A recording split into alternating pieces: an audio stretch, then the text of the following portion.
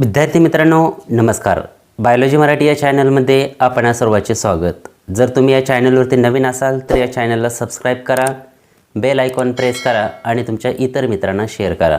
कोविड-19 किंवा कोरोना या संसर्गजन्य रोगामुळे 15 मार्च 2020 पासून आपल्या देशामध्ये लॉकडाऊन सुरू झाले होते व लॉकडाऊन संपल्याच्या नंतर आता 23 नोव्हेंबर 2020 पासून शाळा व कॉलेज सुरू झालेले आहेत आणि 10वी आणि 12वीच्या एक्झाम एप्रिल आणि मे या महिन्यामध्ये घेण्याचा निर्णय शासनाने घेतलेला आहे.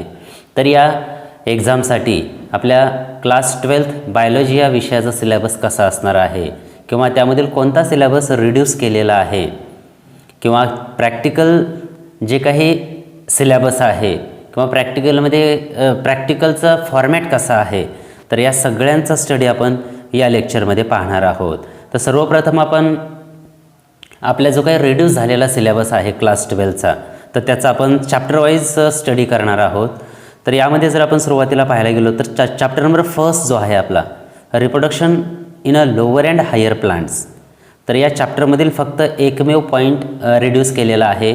म्हणजे तो पॉईंट आपल्या जी काही 2020 किंवा 21ची फायनल एक्झाम होणार आहे HSC बोर्डची, तर त्यामध्ये तो इव्हॅल्युएशन किंवा तो एक्झामला येणार नाही. तर तो पॉईंट आहे 1.1 असेक्सुअल रिप्रोडक्शन. तर हा जो काही पॉईंट आहे तो रिड्यूस केलेला आहे. त्यानंतर चॅप्टर नंबर 2 जो आहे आपला reproduction in a lower and higher animals, तर या टॉपिकमध्ये देखील एकच पॉईंट डिलीट किंवा रिड्यूस केलेला आहे 2.1 asexual reproduction in a animal. कारण हे जे काही चॅप्टर नंबर 1 आणि चॅप्टर नंबर 2 आहे reproduction in a plant and reproduction in a animals, कारण याच्यामधील जो काही असेक्सुअल रिप्रोडक्शनचा पोर्शन आहे तो आपण क्लास 10thमध्ये डिटेलमध्ये स्टडी केलेला आहे. म्हणजे तो तुम्हाला ऑलरेडी झालेला आहे. या अनुषंगाने तो क्लास 12thमध्ये या ॲकॅडमिक इयर 2020-21मध्ये रिड्यूस केलेला आहे. यानंतर आपला चॅप्टर नंबर 3 जो आहे इनहेरिटन्स अँड व्हॅरिएशन, या टॉपिकमध्ये कोणताही पोर्शन डिलीट केलेला नाही. तर या चॅप्टरमधील सर्वचे सर्व पॉईंट आपल्या फायनल एक्झामसाठी येणार आहे. Means no topic is deleted from this chapters. त्यानंतर चॅप्टर नंबर 4 जो आहे molecular basis of inheritance, means chapter number 3 आणि चॅप्टर नंबर 4 या दोन्हीही टॉपिकमधील कोणताही पोर्शन डिलीट केलेला नाही. Means no topic is deleted from this chapter. त्यानंतर चॅप्टर नंबर 5 जो आहे origin and evaluation of life, तर या चॅप्टरमध्ये बराचसा पोर्शन रिड्यूस केलेला आहे. त्यापैकी 5.1 ओरिजिन ऑफ लाईफ किंवा त्याला प्रोटोबायोजेनेसिस म्हटलं जातं, 5.2 केमिकल इव्हॅल्युशन्स ऑफ लाईफ, त्यानंतर chapter point number 3 organic evolution, point number 4 5.4 Darwinism, 5.5 mutation theory, 5.7 mechanism of organic evolution, 5.8 Hardy Weinberg principle, 5.9 adaptive radiation, 5.10 evidences of organic evolution, 5.11 speciation आणि 5.12 geological time scale. हा जो काही portion आहे तो आपल्या final एक्झामसाठी म्हणजेच मार्च 2020-21ची जी काही आपली HSC बोर्डची एक्झाम होणार आहे तर या एक्झामसाठी येणार नाही. म्हणजे तो पोर्शन डिलीट केलेला आहे. यानंतर आपला जो काही चॅप्टर नंबर 6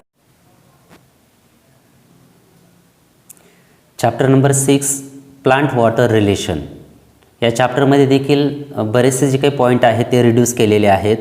त्यामध्ये 6.4 absorptions of water by roots from the soil, 6.5 water potential, 6.6 plasmolysis, 6.7 path of water across the root, 6.8 mechanism of absorptions of water, 6.9 translocations of water, 6.10 transport of minerals and iron, 6.11 transport of food, 6.12 transpiration, 6.13 structure of stomatal apparatus.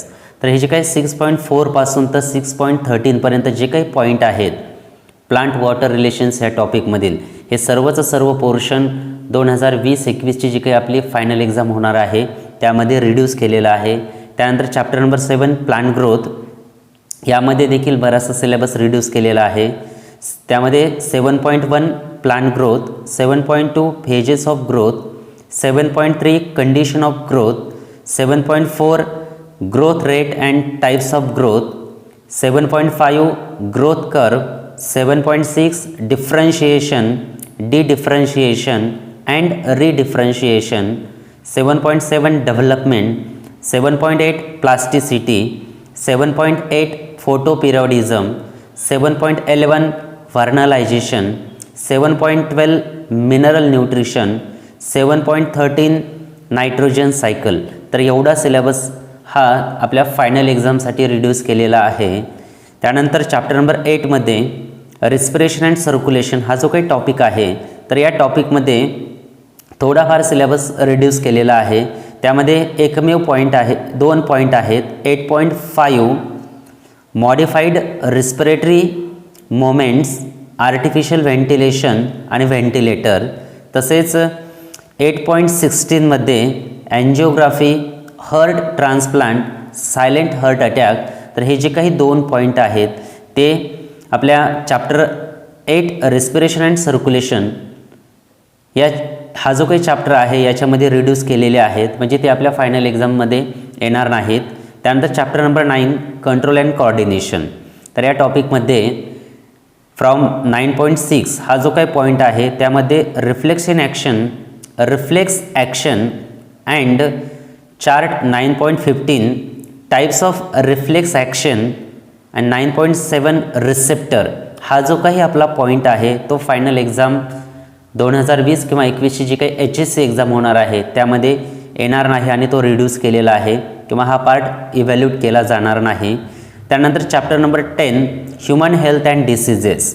तर या चॅप्टरमध्ये कोणताही point delete केलेला नाही, म्हणजेच no topic is deleted from this chapter.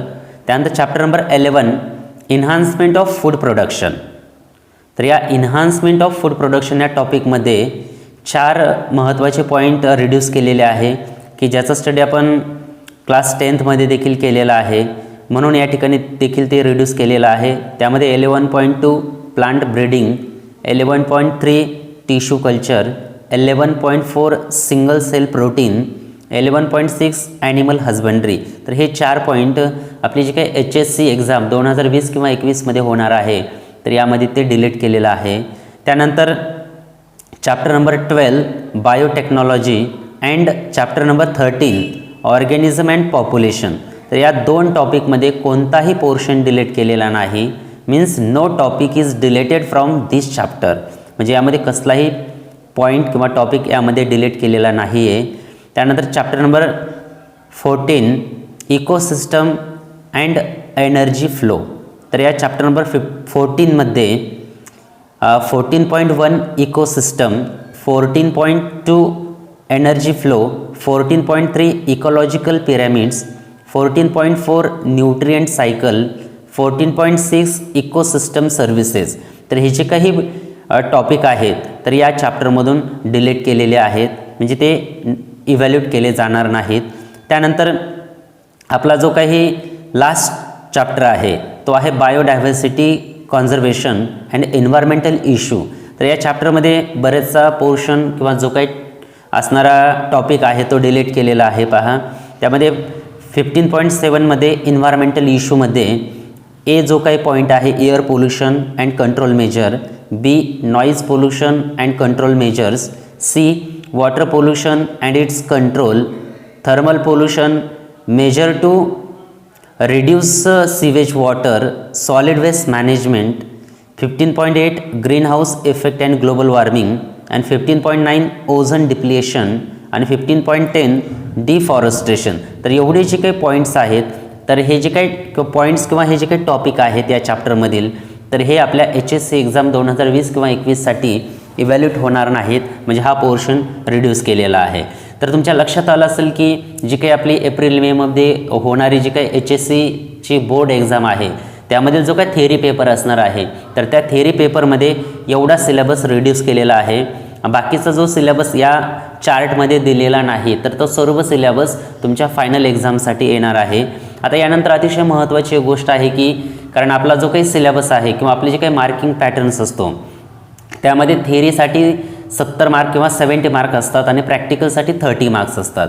तर या प्रॅक्टिकलसाठी किंवा 30 मार्क्ससाठी आपला सिलेबस कोणता असणार आहे किंवा त्यासाठी आपल्याला कोणकोणते रूल्स रेग्युलेशन फॉलो करावे लागतील, तर या सगळ्यांचा स्टडी आपल्याला आता या सेकंड पार्टमध्ये पाहायचा आहे. तर त्यामध्ये जर आपण पाहायला गेलो तर आपली जी काही एक्झाम आहे प्रॅक्टिकलची एक्झाम, तर प्रॅक्टिकल एक्झामसाठी जो काही त्याचा फॉर्मॅट आहे, कारण आपण पाहिले की यावर्षी 12वीचा सिलेबस बदललेला आहे आणि या नवीन बदललेल्या सिलेबसनुसार आपला प्रॅक्टिकलचा जो काही पॅटर्न्स आहे तो देखील बदललेला आहे. तर यामध्ये टोटल 7 क्वेश्चन असणार आहेत पहा. तर त्यामध्ये तुम्ही चार्टमध्ये पाहू शकता, टेबलमध्ये दिलेला आहे. त्यामध्ये क्वेश्चन नंबर फर्स्ट जो आहे तो मेजर एक्सपेरिमेंट आहे आणि तो 4 मार्क्ससाठी आहे. त्यानंतर क्वेश्चन नंबर 2 जो आहे तो मायनर एक्सपेरिमेंट 3 मार्क्ससाठी राहणार आहे. त्यानंतर क्वेश्चन नंबर 3 परत आणखी एक मायनर एक्सपेरिमेंट आहे, तो देखील 3 मार्कासाठी असणार आहे. त्यानंतर क्वेश्चन नंबर 4 आपला स्पॉटिंगचा असणार आहे, त्याच्यासाठी टोटल 10 मार्क्स आहेत. त्यानंतर क्वेश्चन नंबर 5 प्रोजेक्ट 5 मार्क्ससाठी आहे. क्वेश्चन नंबर 6 व्हायवोसी ती 2 मार्कासाठी असणार आहे. आणि question number 7 certified complete journal, तर यासाठी 3 मार्क्स आहेत. म्हणजे टोटल 7 क्वेश्चन हे आहेत आणि टोटल आपला जो काही मार्क आहे 30 मार्क्ससाठी आहेत. तर आता यामध्ये की जे काही मेजर एक्सपेरिमेंट आहेत किंवा मायनर एक्सपेरिमेंट आहेत किंवा जे काही स्पॉटिंग आहे, तर यासाठी कोणकोणते एक्सपेरिमेंट आपल्याला असणार आहेत त्याचा देखील आपण स्टडी 1 बाय 1 करणार आहेत. परंतु त्यापूर्वी जर आपण प्रॅक्टिकल ज्यावेळेस आपण करत असतो किंवा कंडक्ट करत असतो त्यावेळेस आपल्याला या कोविड-19 किंवा कोरोना या व्हायरसमुळे काही आपल्याला रूल्स रेग्युलेशन फॉलो करावे लागतील. तर त्यामध्ये सगळ्यात महत्त्वाचं आहे की आपण सर्वांनी जे काही फिजिकल डिस्टन्स आहे ते मेंटेन करणं खूप गरजेचं आहे. त्यानंतर जे काही मायक्रोस्कोप्स असतात, कारण मायक्रोस्कोपची क्वांटिटी कमी असते, त्यामुळे आपण मायक्रोस्कोप हा काय केला जातो की मेनी स्टुडंट्स शेअर करत असतात, त्याच्यामुळे आपल्याला हे जे काही प्रॅक्टिकल असतात मायक्रोस्कोपचे ते देखील आपल्याला अवॉइड करणं गरजेचं आहे. त्यानंतर जे काही बायोकेमिकल एक्सपेरिमेंट असतात, फॉर एक्झाम्पल आपण जर पाहायला गेलो पिपेटिंग बाय माउथ, कारण हे जे काय असतात ते स्ट्रिक्टली आपण अवॉइड केलं पाहिजे, कारण याच्यामुळे काय होऊ शकतात की कॉन्टॅमिनेशन किंवा संसर्ग वाढू शकतो. त्यानंतर जे काही स्पॉटिंग मटेरियल्स असतात ते सहजासहजी आपल्या डोळ्यांनी दिसू शकेल, तर असं practical material for example figures, chart किंवा फोटोग्राफ्स हे तुमच्या एक्झामसाठी ठेवले जाणार आहेत. त्यानंतर all other guidelines given by the government from time to time. तर यानंतर ज्यावेळेस आपली फायनल प्रॅक्टिकल एक्झाम होणार आहे त्यावेळेस तुम्हाला शासनाकडून वेळच्या वेळी काही गाईडलाईन्स मिळणार आहेत. तर आता आपण पाहूया की जो काही आपला क्वेश्चन नंबर 1 to 7 आहे, तर क्वेश्चन नंबर 1 जो काही मेजर एक्सपेरिमेंट आहे, तर यामध्ये आपल्याला कोणकोणता पार्ट किंवा कोणता सिलेबस किंवा कोणते प्रॅक्टिकल असणार आहे ते आपण पाहणार आहोत. तर तुम्ही पाहू शकतात की ए दिला आहे list of major experiment to be perform for question number 1. तर क्वेश्चन नंबर 1 साठी 2 एक्सपेरिमेंट दिले आहेत पहा. त्यापैकी नंबर 1 आहे dissect and display floral whorls section of ovary and pollen grains mounting is not accepted. तर यासाठी हा एक्सपेरिमेंट राहणार आहे. त्यानंतर यामध्ये मेजरसाठी आणखी एक एक्सपेरिमेंट आहे पहा, isolation of DNA from given sample. तर तुम्हाला जे सॅम्पल दिलं जाईल त्यामधून तुम्हाला DNA आयसोलेट करायचं आहे. तर हे जे काही 2 एक्सपेरिमेंट आहेत हे तुमचे क्वेश्चन नंबर 1 मध्ये राहणार आहेत. त्यानंतर बीमध्ये list of minor experiment to be perform for question number 2. तर क्वेश्चन नंबर 2 साठी आपल्याला कोणकोणते प्रॅक्टिकल असणार आहेत ते तुम्ही पाहू शकता. त्यामध्ये number 1 to study the population density by quadrat method आणि number 2 to study osmosis by potato osmoscope. तर हे 2 प्रॅक्टिकल तुमचे क्वेश्चन नंबर 2 मध्ये मायनर एक्सपेरिमेंटसाठी राहणार आहेत. त्यानंतर क्वेश्चन नंबर 3 साठी list of minor experiment to be perform for question number 3. तर क्वेश्चन नंबर 3 साठी पहा, नंबर 1 आहे to study soil sample for its type, to study water sample for its pH. तर हे 2 प्रॅक्टिकल तुमच्या क्वेश्चन नंबर 3 साठी minor एक्सपेरिमेंटसाठी राहणार आहेत. त्यानंतर आपला जो काही क्वेश्चन नंबर 4 आहे list of spotting for question number 4, त्यामध्ये A to Z असे तुमच्यामध्ये जवळपास बरेचसे 10 स्पॉटिंग राहणार आहेत. तर यामध्ये फर्स्ट वन आहे पहा, study of adaptations of pollination by insect oblique wind from coloured photographs oblique diagram of suitable flower. तर तुमचा जो काही स्पॉट ए असणार आहे त्यामध्ये जे काही ॲडॅप्टेशन्स आहेत, पॉलिनेशन बाय इन्सेक्ट किंवा विंड, तर याचे फोटोग्राफ्स किंवा त्याच्यामध्ये सुटेबल फ्लावर तुम्हाला स्पॉटिंगसाठी ठेवले जातील, ते तुम्हाला आयडेंटिफाय करायचे आणि त्याच्यानुसार तुम्हाला जे काही विचारलं जाईल त्याचं ॲन्सर तुम्ही तुमच्या फायनल एक्झाममध्ये लिहायचं आहे. त्यानंतर आपला बी स्पॉट जो असणार आहे, स्टडी ऑफ मिओसिस, याचे फोटोग्राफ्स किंवा डायग्राम तुमच्या स्पॉटिंगसाठी ठेवले जातील.